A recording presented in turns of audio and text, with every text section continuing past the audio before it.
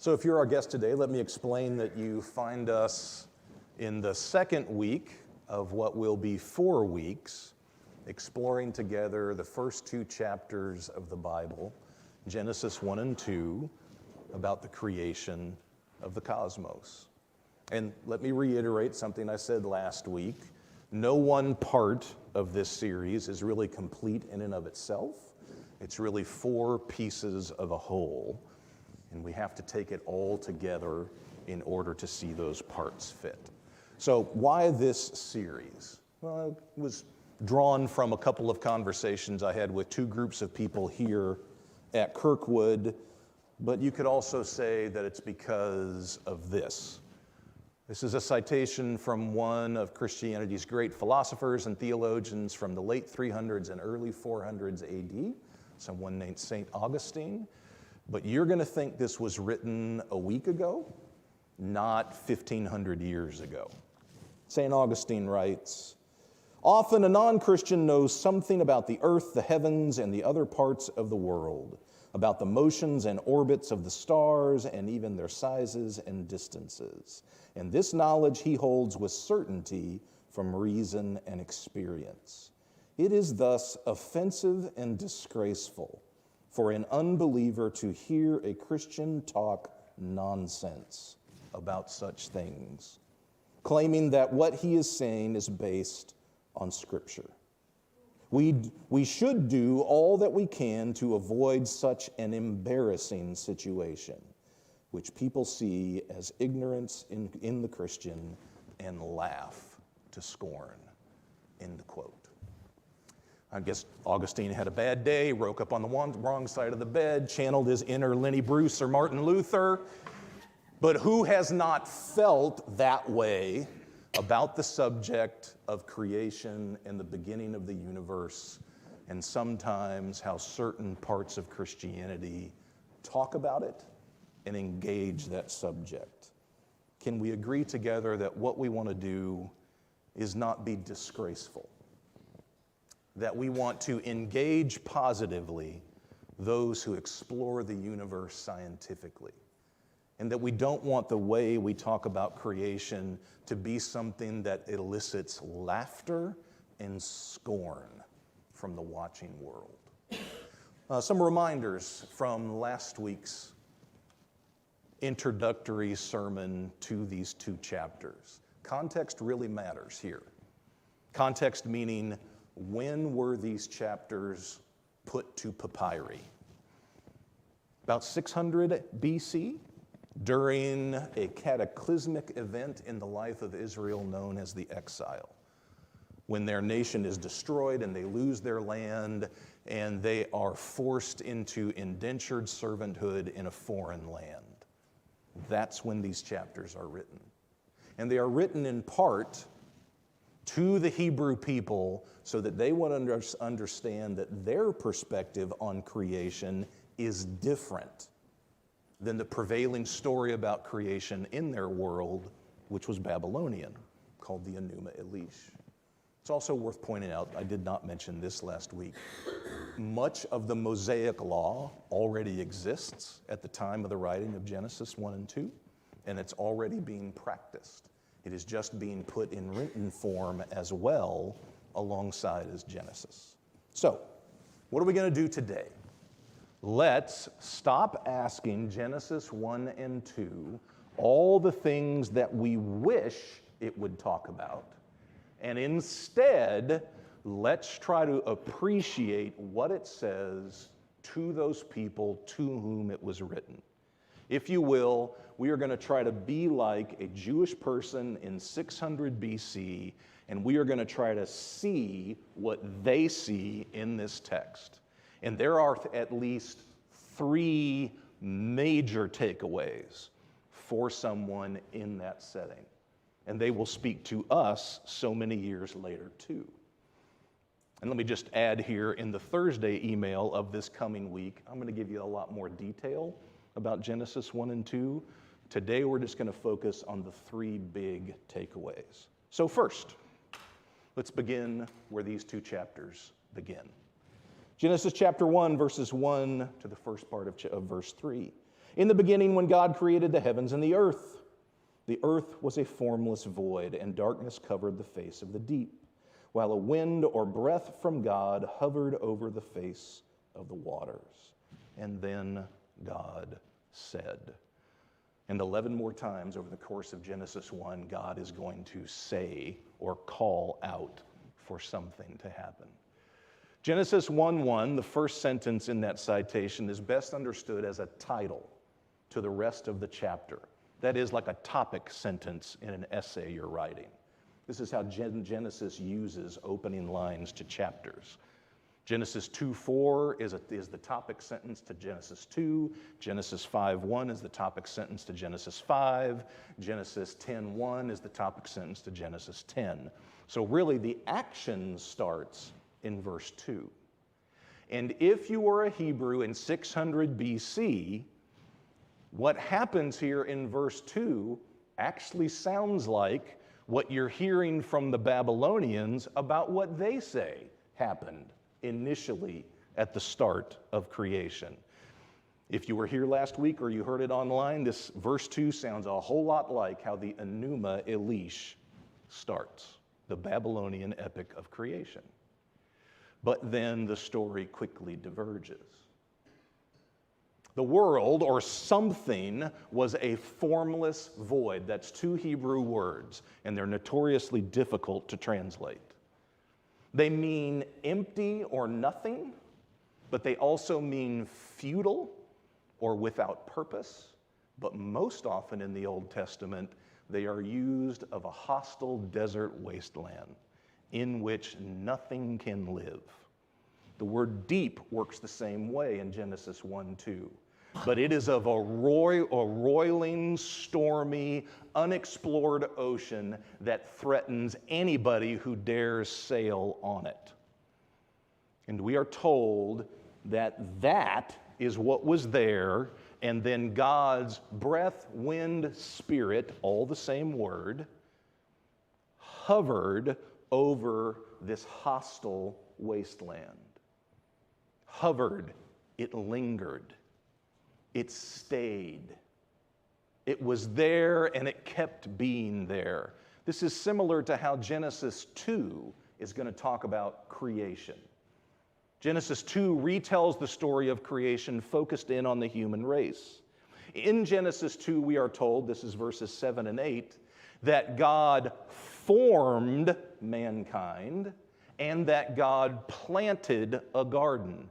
Both of those words are lingering words. God formed humanity out of the dirt of the ground. That's a word in the Old Testament that would be used of a potter forming clay into a useful vessel. God planted a garden and nurtured it to where it would grow. These are lingering words. Do you see that? Walter Brueggemann, the great Old Testament scholar of our day, says what you see here in Genesis 1:2 is that creation, sure, on occasion can be an event, but really what you see here is that it's a process and that it takes time. God hovers, God lingers, God forms, and God plants. He goes on to say this is the first instance of the Bible of what you know, or what we call pre-scientific wisdom, where ancient people simply through observation and experience without the scientific method come to conclusions that later modern science can verify. Creation was a process. It took time. It was formed. It was planted. It lingered. So, the first takeaway here, if you and I are going to put on our ancient Hebrew ears, is just this: that God, who preceded disorder, tamed it with ease to begin creation. That's important because in the ancient world, i.e. the Babylonian world, the first thing that ever was chaos. And out of chaos came the gods and everything else. Not so to the Hebrew. To the Hebrew mind, it was not disorder and disarray that came first. It was God who came first. And then God hovered and lingered and formed. And from disarray came purpose. From disorganization came wholeness. From a mess came something beautiful. The Hebrews look at the world differently than anybody else around them. For them, God is the deepest thing, and He is the first thing in all the cosmos.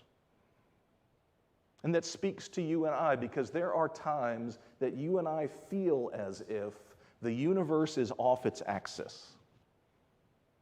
It is random, and it is purposeless, and it feels as if anything can happen and anything bad does happen. But to us, our ancient brothers and sisters say, it may be that there is disorder in the world, but beneath that and over that, hovering and lingering and at work, is God Almighty. God brings order to chaos. It is creation's very nature to listen for God's call and then to respond. You know why there's 7 days in the creation story? It's actually 2 reasons, one of which is this. In the ancient Hebrew Bible, as well as the ancient Near Eastern world, 7 is a number of completion, fulfillment. So the creation story in Genesis 1 starts with emptiness and nothing, futility, and by the end, you get the exact opposite, completion and wholeness, because God has been at work. But there is something very real here in this message of a God who brings order to disorder. Think of the people to whom this is written. Their world had been turned upside down. The land that they felt had been promised to them by God had been lost. They'd lost their freedom and been marched off to a foreign land to be subjugated to a political and military power they could not hope to free themselves from. Their world was upside down. Their world was in disarray. And to those people, when they read this, they say to themselves, okay, my world may feel like a mess right now, but God is a God who brings order. He brings beauty and purpose out of a mess. God will linger with me and hover over me long enough that my brokenness will be healed. There's an Old Testament scholar who writes beautifully about this particular theme in Genesis chapter 1. He's a Mexican-American by the name of Miguel de la Torre. He says, quote, "The good news here is that God's Spirit still hovers over the formless void of broken lives and the great darkness in which the marginalized find themselves. The God of Genesis 1 is not a distant deity, but a God who is present, brooding over us like a mother hen. Written for the likes of you and me, these opening 2 verses remind us today that our God is lingering over us, ready to begin a new work, ready to bring life out of what feels to us like emptiness and death." The second big takeaway that an ancient Hebrew hearer of this text would have comes at the end. The end of Genesis 1 is actually the first 3 verses of Genesis 2, which reads, "Thus the heavens and the earth were finished in all their multitude. And on the 7th day God finished the work that He had done. And He rested on the 7th day from all the works that He had done. So God blessed the 7th day and called it sacred, because on it God rested from all the work that He had done in creation." This too bears similarity to the Babylonian creation story, at the end of which the Babylonian gods are at rest in Babylon in their temples. The difference is what God's temple is in which He is at rest. God is not a parochial God to the Hebrews. He is not merely for one people or in one place. What is God's temple in Genesis 1 and 2? It is everything. God is at rest in the entirety of the created order. Recognize with me, please, that the pinnacle of the creation story in the Bible is not the creation of the human race. That happens on day 6. We're going to get into what the Bible's creation story has to say about humanity beginning next week. But in the Bible, the climax of the creation story is this. It is God doing everything He has intended to do, bringing order out of disorder, and He stands back and He rests. And He gives the 7th day as a gift to everything and everyone else in the created order. He says, I am going to bless this day, and I am going to call it sacred or holy, not just for me, but for you too. This, of course, if you know anything about Judaism, you know that one of its core religious practices is the observance of the Sabbath, the 4th of the big 10 great commands in the Old Testament. Israel at the time of their exile had already been practicing the Sabbath, and then they hear the creation story that this is not merely a cultural custom of our people. No, there is something deeper and more fundamental at work, and it is this: Sabbath is woven into the very fabric of the universe, and God Himself observes Sabbath. This was unheard of in the ancient world. That rest was so prioritized, especially for an enslaved people. So for the Jewish person reading this text, not observing or obeying Sabbath is like not obeying gravity. It is like breaking a foundational tenet of the universe. I must rest, just like I cannot jump off a building and not expect to fall. This is why in the Old Testament you'll read things like, every 7 years the land gets a Sabbath.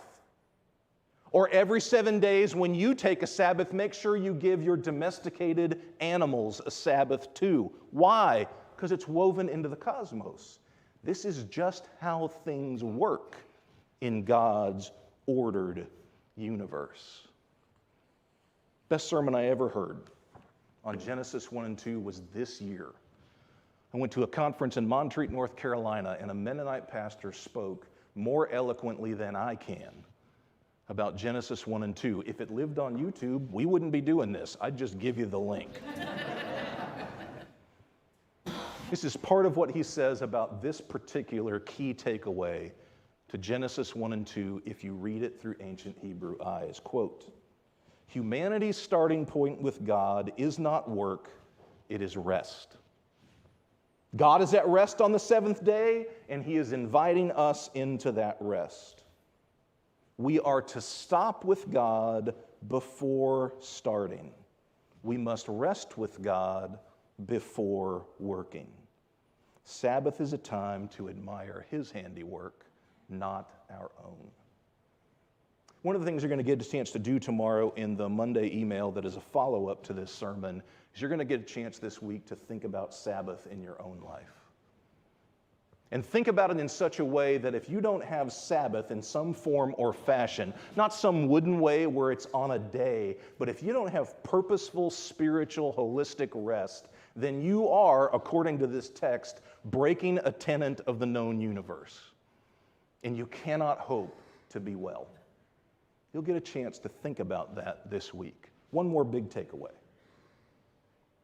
Over and over again in Genesis chapter 1, we are told by God that what He is doing, making something whole out of disarray, something ordered out of disorder, is good. And then when we hit the end, all of it taken together, greater than the sum of its parts, is very good. You and I, who have been around the church block a few times, this is not surprising to us. We know this about the biblical creation story. Here's the thing in the ancient world that is dumbfounding. Because everywhere else in the ancient world, creation was an afterthought. There is no intrinsic or inherent value to creation in the way the Babylonians talk about it. All creation is a plaything for the gods to be used and abused at their whim. Frankly, it sounds how sometimes we as modern people think about the created order. It is just there for us to use and abuse. It is just stuff. There is nothing deeper to it than what you see on the surface. It's just there. And there is no inherent or intrinsic value to it. And to that, Genesis 1 says, oh no, stop. It is not just there. It is not valueless. It is good. Good is a word of quality in ancient Hebrew. Good is a word that speaks to something that moves you. It is an evocative word. It is a word of the heart, not just the head. You're supposed to feel goodness, not just think about goodness. Do you have a good daughter? Your answer to me would imply very clearly that goodness is felt, not thought. Because you would tell me stories about your daughter where I see her kindness, her joy, her service, and it would move me. This is what the word good is like in Genesis chapter 1. So when God gets to the end of creation on the seventh day, when order has come from disorder, he stands back, and what you see is a celebration. He rests and he delights in what has taken place. In fact, we are told over and over again in Genesis chapter 1 that the process is, and God saw, and it was good. You cannot experience creation as good unless you pause like God to see that it is good. So one of the things you're going to get a chance to do this week is to experience creation the way that God himself does. I'm going to give you a little exercise in the email tomorrow where you can walk through the 6 days of creation, and every day of this forthcoming week, try to find that particular day's focus good. Think about the transition from morning to night and the beauty of the sunrise or the sunset in the sky. Stand back and feel the goodness of it. Go walk barefoot in your yard and feel the grass in your toes and say to yourself, this feels good to me. Go look at the changing colors in the trees and say to yourself, I don't know why, I can't even really explain it to myself, it's mysterious to me, but deep in my bones, I feel like this is good. And if there weren't autumn leaves falling to the ground and changing colors, then the world would be less for me. God saw, and when he saw that it was good. Can we pause this week and see that creation is good? What is Genesis 1 and 2 trying to say? Well, if you and I listen with the ears of the people to whom it's written, it is saying this: God orders disorder, and there is no chaos greater than him, not even yours. Sabbath and rest are woven into the universe, and we break it at our own expense. And creation is good and can be experienced as good. What I'd like us to do today is end the sermon not with a prayer by me, but with a responsive reading. This comes to us from our brothers and sisters in one of the Dutch Reformed denominations in our country. and this is about creation. And in it, you're going to hear a lot of the themes that I talked about today. When we get to the next side, you'll see your part. Your parts are always going to be in bright yellow. When we get to your parts, just read them aloud together. Our world belongs to God, not to us or earthly powers, not to demons, fate, or chance. The earth is the Lord's. In the beginning, God the Father, the Word, His Son, and Spirit, all this world into being, and gave it shape and order. God formed the land, the sky, and the seas, making the earth a fitting home for the plants, animals, and humans He created. The world is filled with color, beauty, and variety. It provided room for work and play, worship and service, love and laughter. God rested and gave us rest. In the beginning, everything was very good. Even now, as history unfolds in ways we know only in part, we are assured that God is with us in our world, holding all things in His tender embrace and bending them to His purpose. The confidence that the Lord is faithful gives meaning to our days and hope to our years. The future is secure, for our world belongs to God. Amen.